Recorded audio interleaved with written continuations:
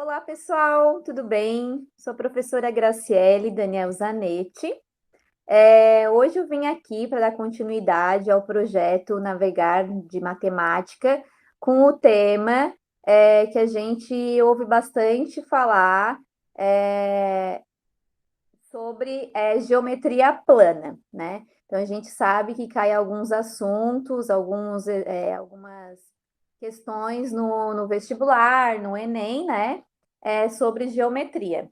Então a gente vai iniciar agora com a geometria plana. Então, a geometria plana, elas são bidimensionais, ou seja, elas vão ter duas dimensões, que vai ser calculado o comprimento e a largura. E ela representa a face da figura espacial. O que é essa figura espacial? Vou estar passando um pouco mais para frente sobre também a geometria espacial, então vocês vão entender melhor. Então, como é que é essa geometria plana? Então, aqui a gente tem uma representação de um retângulo, né? Então, no retângulo a gente vai ter essas duas dimensões, o comprimento e a largura. Dentro da geometria plana, a gente tem alguns elementos primitivos que a gente pode estar vendo.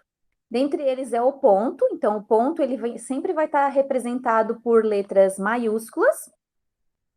A gente também tem a reta, né, que vai estar sempre representada por uma letra minúscula, e o plano, que vai estar sempre representado por uma letra grega.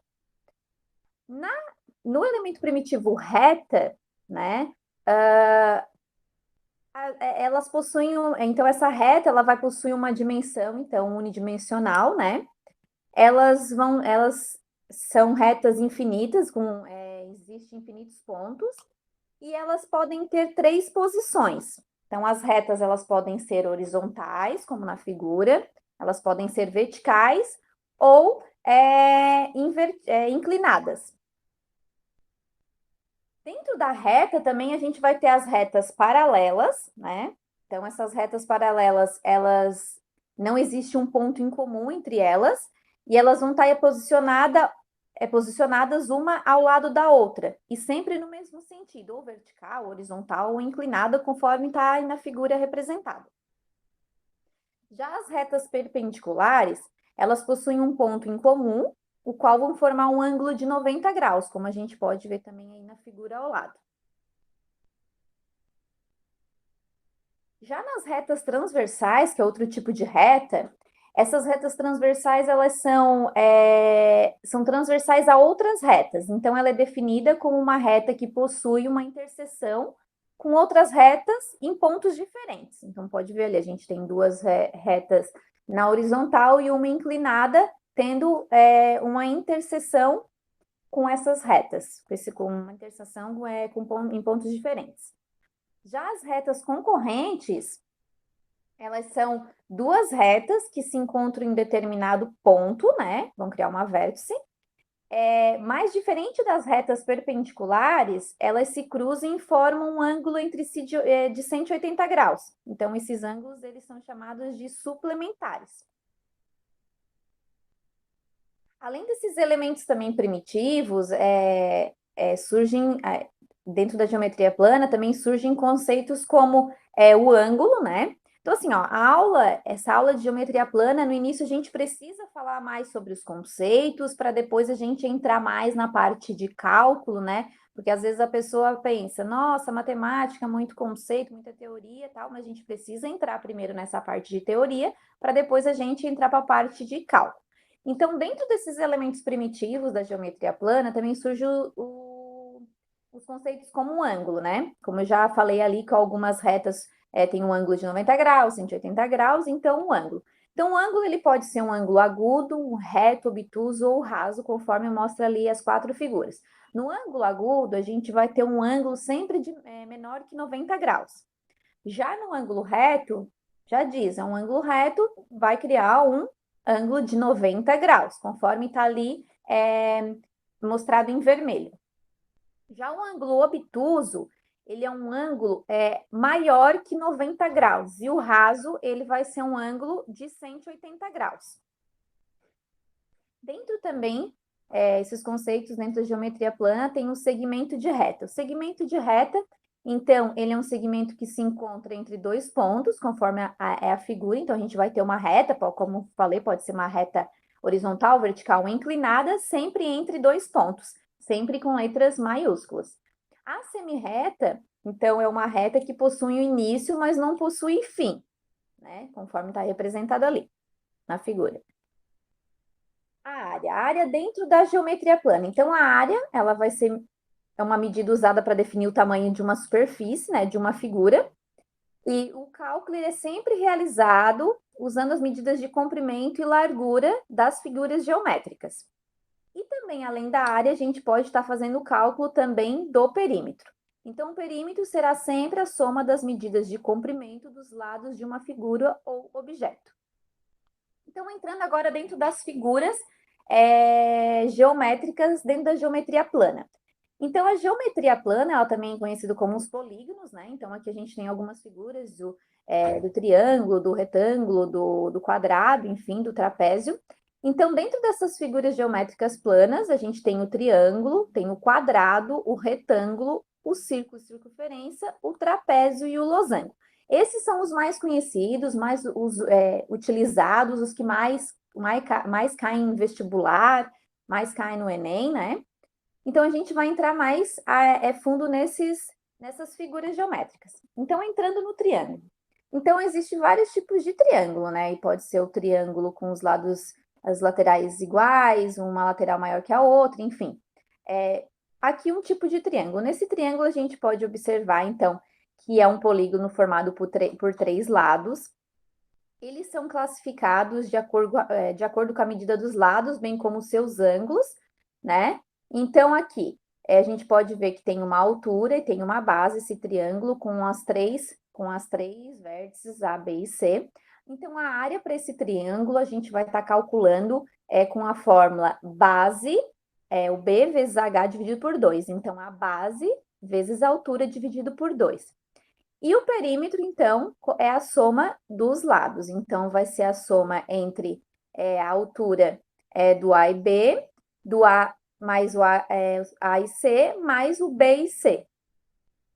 Então, aqui a gente vai ter, dessa forma, a gente vai conseguir calcular a área e o perímetro dessa figura do triângulo.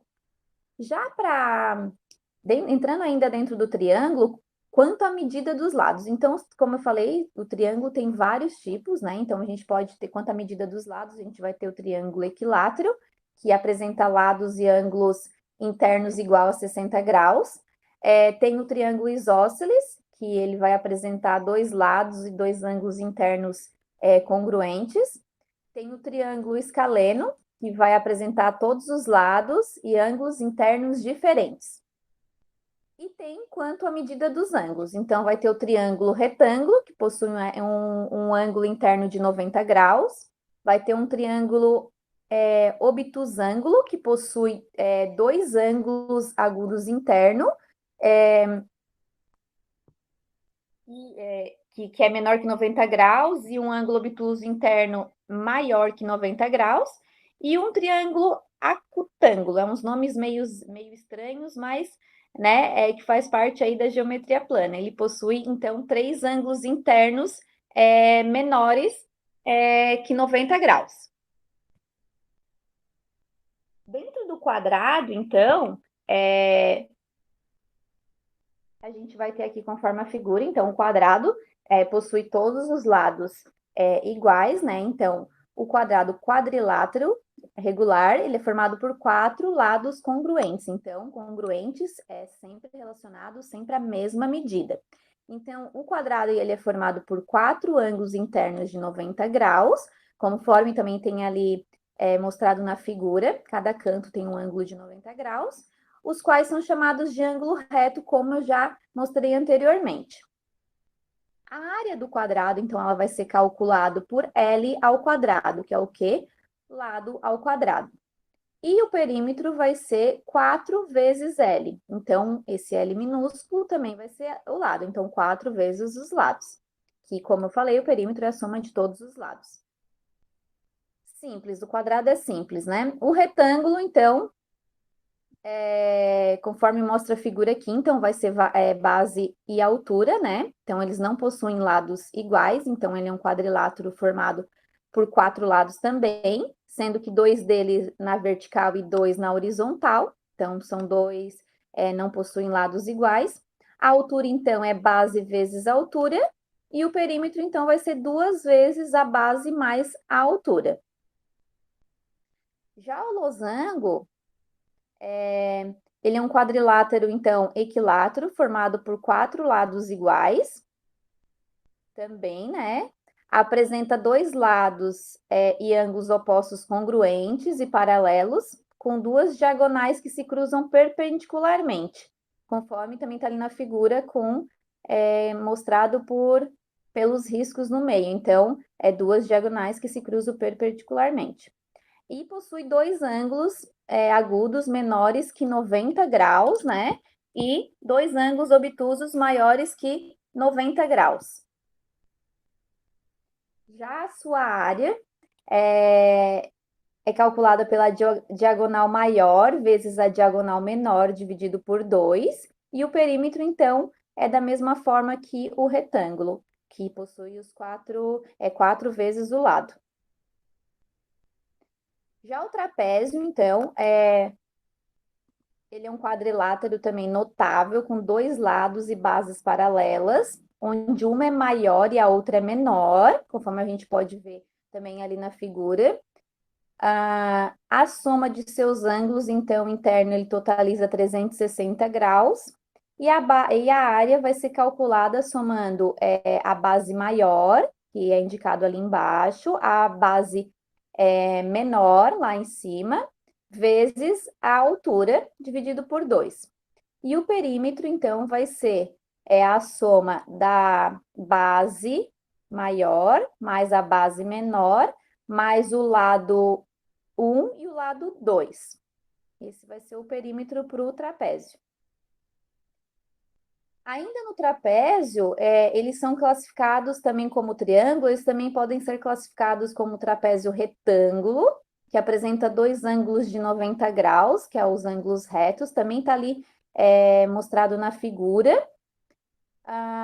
Ele também pode ser o trapézio isósceles, também chamado de trapézio simétrico, onde os lados não paralelos possuem a mesma medida.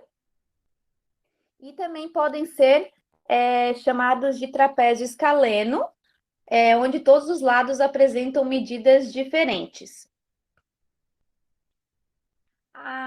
Entrando para o círculo, né, que é outra figura plana, ele apresenta uma forma, então, circular. O raio dele é representado entre o ponto central da figura e uma das extremidades. E o diâmetro, então, equivale a 2 vezes o raio, já que o segmento de reta que passa pelo centro do círculo divide-se em 2 metades iguais. Então, assim, a área do círculo é πr ao quadrado, né? E a circunferência, então, é 2πr. O r sendo o raio, né? Então, aqui, falando assim, ali foi exemplificado as figuras mais utilizadas, as que mais caem em vestibular e Enem. Existem algumas outras figuras, mas dificilmente, na verdade, assim, não vi em provas de vestibulares caindo, são essas mesmas, essas figuras. E aqui a gente pode para estar mostrando a forma como se calcula essas áreas, esses perímetros dentro da geometria plana, e de algumas forma de exercício que caiu já em vestibular, a gente colocou aqui um exemplo, para vocês terem mais ideia. Então, aqui o primeiro exemplo é de uma universidade do Rio de Janeiro, que caiu em 2014. Então, assim, diz o seguinte, o exercício. Se A, B e C é um triângulo, tal que A e B é igual a 3 centímetros e B e C é igual a 4 centímetros, podemos afirmar que sua área em centímetro quadrado é um número, e aqui tá as opções A, B, C e D. Então, aqui, ó, se A, B e C é um triângulo, tal que A e B é 3 e B e C é 4, ou seja, não é um triângulo com todos os lados iguais. É um triângulo com um lado maior e outro lado menor. Ou seja, entre A e B 3 centímetros, entre B e C 4 centímetros, conforme mostrado na figura, certo? Para calcular, podemos afirmar que sua área em centímetros quadrados é um número, ou seja, o cálculo da área para um triângulo é área vezes base vezes altura dividido por 2. A base a gente tem que é 4 centímetros. A altura a gente tem que é 3 centímetros. Dividido por 2, vai dar o 12 sobre 2, que vamos ter o resultado 6 centímetros quadrados, ou seja, a resposta dessa questão é a letra D. Então, a gente vai ter, podemos afirmar que a área é no máximo igual a 6 centímetros quadrados. Essa questão aqui é uma questão simples, mas que caiu no vestibular, então a gente pode considerar ela de um formato mais simples, né? Só porque a gente tem que ficar atento que no vestibular, no Enem, em qualquer prova, eles não nos dão as fórmulas de cada figura plana. A gente tem que ter em mente quais são as fórmulas. Então, dessa forma aqui, super simples o exercício, mas se a gente não sabe como calcular qual a fórmula para o triângulo, a gente não teria como chegar nesse resultado de forma simples, né? Entrando para um segundo exercício, então, de uma universidade militar lá do Rio de Janeiro, caiu em 2020, agora teve uma prova, que a prova dizia o seguinte: a sargento Gisele, ela vai construir uma casa. O desenho mostra a planta da casa, então esse desenho abaixo, que terá uma sala, um banheiro e um banheiro quadrado. Então a sala e o banheiro são quadrados. E os demais espaços são retangulares. A área total da construção, incluindo quarto, sala, cozinha, banheiro e quintal, ela soma 144 metros quadrados. De acordo com as informações da planta, a área do quintal e o perímetro da cozinha são. Então, assim, ó, a gente pode notar que a sala e o banheiro quadrados, eles possuem uma área de 25 metros quadrados e um banheiro de 16 metros quadrados. O quarto, ele possui 30 metros quadrados e a cozinha a gente não sabe. Então, o que que acontece? Ali no enunciado está pedindo as informações da área do quintal e o perímetro da cozinha. Ou seja, ele não quer saber no enunciado a área da cozinha, mas quer saber o perímetro e a área do quintal. Então, vamos lá. Então, aqui, ó, o quarto, então, para a gente calcular a área do quarto, ele é um retângulo, então ele possui 30 metros quadrados. Um retângulo, então a área é base vezes altura. Para ser 30 metros quadrados, então a gente vai ter base vezes altura, então 6 vezes 5, 30. Para a sala, é um quadrado.